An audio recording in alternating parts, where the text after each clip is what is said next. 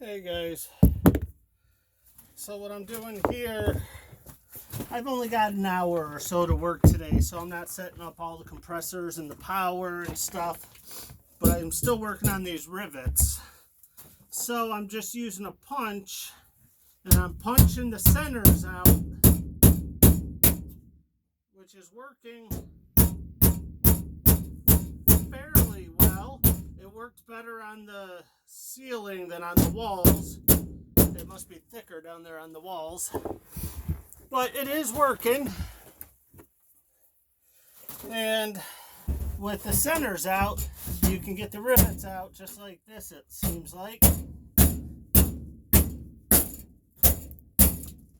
That one's out.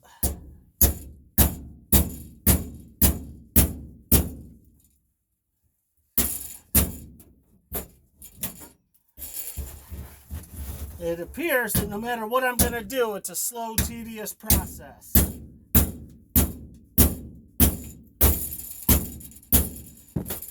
It is important to note that no matter what, it sure seems like that the rivets on the side are coming out way harder than the rivets on the top were.